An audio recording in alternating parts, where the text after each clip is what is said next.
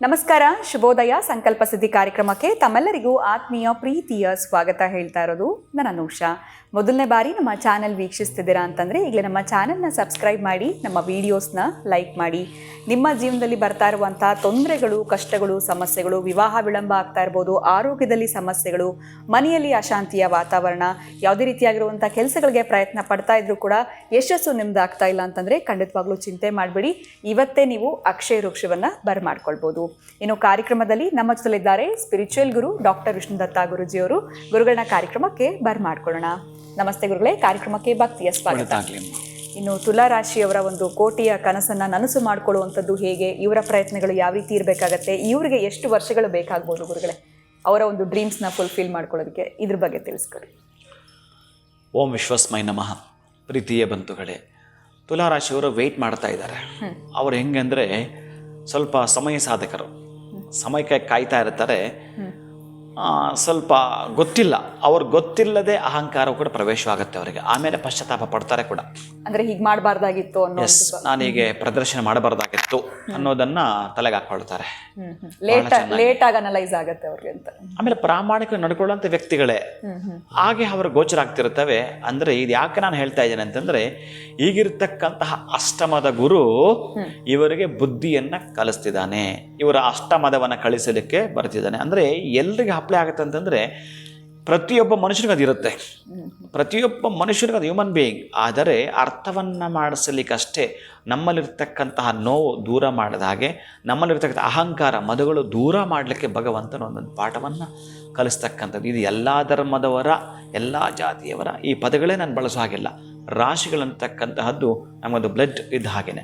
ಆದರೆ ಮಹಾನುಭಾವ ಏನಂತಂದರೆ, ಒಂದು ರಾಶಿಯಿಂದ ಒಂದು ರಾಶಿಗೆ ಹೋಗಬೇಕಾದ್ರೆ ಆ ಒಂದು ಪ್ಲಾನೆಟ್ ಪ್ರಕಾರ ಮೂಮೆಂಟ್ ಕೊಡುತ್ತಲ್ಲ, ಆ ಚಲನೆ ಈಗ ಹೆಂಗೆ ಸೂರ್ಯೋದಯವೂ ಆಗೋದಿಲ್ಲ, ಸೂರ್ಯಾಸ್ತವೂ ಆಗೋದಿಲ್ಲ. ಒಂದೇ ಮಾತಲ್ಲದಾದರೆ ಸೂರ್ಯನಿಗೆ ಹುಟ್ಟು ಇಲ್ಲ, ಸಾವು ಇಲ್ಲ, ಹೀಗಿದೆ. ಇನ್ನು ಸೂರ್ಯ ಉದಯ ಆಗಿದ್ದಾನೆ. ಸೊ ನಮಗೆ ಗೋಚರ ಆಗೋದೇನೆಂದರೆ, ನಾವಿಲ್ಲಿ ಇದ್ದೀವಿ ಅಂತಂದಾಗ ನಾವು ಹಿಂಗೆ ಟರ್ನ್ ಆಗ್ತೀವಿ. ಹಿಂಗೆ ಟರ್ನ್ ಆದಾಗ ನಮ್ಮ ನೆರಳೆ ಈ ಕಡೆ ಬರುತ್ತಲ್ಲ, ಈ ಕಡೆ ಬರುತ್ತೆ. ಹಾಗೆ ಇರತಕ್ಕಂತಹದ್ದಕ್ಕಾಗಿ ಒಂದು ರೇಖೆಯಲ್ಲಿ ಮೂಮೆಂಟ್ ಅಂತ ಕೊಟ್ಟಾಗ ಆವಾಗ ಏನು ಮಾಡ್ತಾನೆ, ಅಷ್ಟಮದಿಂದ ನವಮಕ್ಕೆ ಬರತಾನೆ ಈ ಒಂದು ತುಲಾರಾಶಿಯವರೆಗೆ.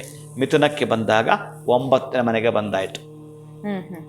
ವಿಶೇಷವಾಗಿರ್ತಕ್ಕಂಥದ್ದು 9ನೇ ಮನೆಗೆ ತುಲಾರಾಶಿಯವರೆಗೆ ಬಂದಾಗ ಭಾಗ್ಯದ ಬಗೆಲು ತೆರೆದಾಯಿತು. ಆ ಒಂದು ಭಾಗ್ಯದ ಬಾಗಿಲು ತೆರೆದ ಕೂಡಲೇ ಇವ್ರಿಗೆ ಹೊಂದಿಕೊಂಡ ಕೆಲಸಗಳು ಇತ್ತೀಚೆಗೆ 1 ವರ್ಷದಿಂದ ಮಾಡ್ಕೊಂಡು ಬರ್ತಾ ಇದ್ರಲ್ಲ, ಯಾವುದ್ಯಾವುದೋ ನೆನೆಗುದ್ದಿಗೆ ಬಿದ್ದಿತ್ತಲ್ಲ, ಅಂಥವೆಲ್ಲ ಕೂಡ ಶೀಘ್ರಗತಿಯ ನಿಮಗೆ ಚಲನೆಗೆ ಮೂಮೆಂಟ್ ಕೊಡ್ತಿರುತ್ತವೆ. 3 ತಿಂಗಳು, ಅದಾದ 3 ತಿಂಗಳು ನಿಮಗೆ ಪ್ರತಿಫಲ ಸ್ಟಾರ್ಟ್ ಆಗುತ್ತೆ. ಇದೆಲ್ಲವೂ ಇರುತ್ತೆ. ಎಲ್ಲಿಗೆ ಬಂದಿದ್ದಾನೆ? 9ನೇ ಮನೆಗೆ. ಬಹುಶಃ ನಿಮಗೂ ಅಷ್ಟೇ 9 ಬಂದಿದೆ. ಬಹುಶಃ ಇನ್ನೊಂದು 10ಕ್ಕೆ ಬಂದಾಗ ಈಗ ಹಾಗೂ ಬ್ಯಾಲೆನ್ಸ್ ಮಾಡ್ತೀರಿ. ಇನ್ನು 11ಕ್ಕೆ ಬಂದಾಗಂತೂ ಹೇಳಲಿಕ್ಕೆ ಸಾಧ್ಯವಿಲ್ಲ. ಇಷ್ಟೊಂದು ಖುಷಿ ಕೊಡುತ್ತೆ ನಿಮಗೆ. ಇವ್ರಿಗೇನು 10 ವರ್ಷಗಳನ್ನೇ ಬೇಕಾಗಿಲ್ಲ. ಇವ್ರಿಗೆ ಇರ್ತಕ್ಕಂಥದ್ದು 4 ವರ್ಷಗಳಲ್ಲೇ ಬೇಕಾದಷ್ಟು ದೊಡ್ಡ ಬೆಳೆಯನ್ನು ಬೆಳೀಲಿಕ್ಕೆ ಸಾಧ್ಯವಿದೆ. ಇನ್ನು ಈ ತುಲಾರಾಶಿಯವರು 9ಕ್ಕೆ ಗುರು ಅಂತ ಬಂದಾಗ ಮುಖ್ಯವಾಗಿರುವಂಥದ್ದು, ಇವರಿಗೆ 1 ಅಲ್ಲ 2ನೇದಕ್ಕೆ ಬಂದಾಗ ಅಧಿಕವಾಗಿರ್ತಕ್ಕಂತಹದ್ದು, 4 ಅಲ್ಲ 5ನೇ ಭಾಗದಲ್ಲಿ ಡೋರ್ ಓಪನ್ ಆದಾಗ ಮತ್ತಷ್ಟು ಇರುವಂಥದ್ದು. ಹಾಗಾಗಿ ಇವ್ರಿಗೆ ಹೆಂಗೆ ಲೆಕ್ಕ ಮಾಡ್ಕೊಳ್ಳೋಣ ತುಲಾರಾಶಿಗೆ ಅಂತಂದರೆ, 2025 ಮೇಯಿಂದ 2026 ಮೇಗೆ 9 ಡೋರ್ ಓಪನ್ ಅಂತ ಆದಾಗ, ಬಹುಶಃ ಈ ವರ್ಷ ಎಲ್ಲ ಪ್ರಾಮಾಣಿಕ ಕೆಲಸ ಮಾಡಿರ್ತೀರಿ, ಪಾರ್ಟ್ನರ್ಶಿಪ್ಪಲ್ಲಿ ಕೆಲಸ ಮಾಡಿರ್ತೀರಿ, ಕೈ ಸುಟ್ಕೊಂಡಿರ್ತೀರಿ, ಹೋಟ್ಲಂತೆ ಮತ್ತೊಂದು ಇನ್ನೊಂದು ಮಾಡಿ ನಷ್ಟ ಮಾಡ್ಕೊಂಡು ಇನ್ನೆಲ್ಲ ಮಾಡಿರ್ತೀರಿ, ಲ್ಯಾಂಡ್ ಮಾಫಿಯಾಗಿ ಹೋಗಿರ್ತೀರಿ, ಕಳ್ಕೊಂಡಿರ್ತೀರಿ, ಏನೇನೇನೋ ಆಗಿದೆ. ಆದರೆ ಅದೃಷ್ಟವಶಾತ್ ಮಾನವನ್ನು ಉಳಿಸ್ಕೊಂಡು ಬಂದಿದ್ದೀರಿ. ಧನ ನಷ್ಟವಷ್ಟವಾಗಿದೆ ನಿಮಗೆ. ಮೊದಲೇ ಇವರು ಸ್ವಲ್ಪ ಮಾನ ಹೋದರೆ ತಡ್ಕೊಳ್ಳಲ್ಲ, 10 ಕ್ಯಾರೆಕ್ಟರ್ ಇರ್ತಕ್ಕಂಥದ್ದು ಇವರು. ಹೇಗೆ ಅಂತಂದರೆ, ಆ ಭಾಗ್ಯಕ್ಕೆ ಬಂದಾಗ ಅತ್ಯಂತ ಅದ್ಭುತ ನಡೀತವೆ. ಸ್ವಲ್ಪ ಎಚ್ಚೆತ್ಕೋಬೇಕು. ನೀವೇನು ಬೇಕಾದರೂ ವೇಸ್ಟ್ ಮಾಡ್ಬೋದು, ಇಲ್ಲಿ ಟೈಮನ್ನು ವೇಸ್ಟ್ ಮಾಡೋ ಹಾಗಿಲ್ಲ. ಹಾಗೆ ನೀವು ಬೆಳೀತಾ ಬರ್ತೀರಿ. ಅದಾದ ಮೇಲೆ ದಶಮಕ್ಕೆ ಬಂದಾಗ ರಿಕವರಿ ನಡೀತಕ್ಕಂಥದ್ದು. ಮತ್ತು ಲಾಭಸ್ಥಾನಕ್ಕೆ ಏನಾದರೂ ಈ ಒಂದು ತುಲಾರಾಶಿಯವರೆಗೆ ರೆಟ್ರೋಗ್ರೇಡ್ ಕೌಂಟು ವಿತ್ ಮಾಡ್ಕೊಳ್ತಾ ನಾವು ಮಾತಾಡೋದೇ ಆದರೆ, 11ನೇ ಮನೆಗೆ ಅಂತ ಬಂದಾಗ ಬಹುಶಃ ಹಾಗೂ ಈಗ ಲೆಕ್ಕ ಮಾಡಿದ್ರೆ ಆ 25ರಿಂದ 26 ಅಲ್ಲೊಂದು ವರ್ಷ, ಆಮೇಲೆ 26, 27 ಬಿಟ್ಟು 28, 29 ಅಲ್ಲಿಗೆ ಎಷ್ಟು ವರ್ಷ ಆಯಿತು? 29 ಎಂಡಿಂಗ್ ಒಳಗಡೆ ಒಂದು 3-4 ವರ್ಷ. 4 ವರ್ಷ ಲೆಕ್ಕ. 4 ವರ್ಷದ ಒಳಗಡೆ ಇವರು ಅಂದುಕೊಂಡ ಕೋಟಿಗಳು ಮಾಡಲಿಕ್ಕೆ ಸಾಧ್ಯ ಇದೆ, ನಾನು ಬರ್ಕೊಡ್ತೀನಿ. ಅಷ್ಟು ಅದ್ಭುತವಾಗಿರುತ್ತೆ.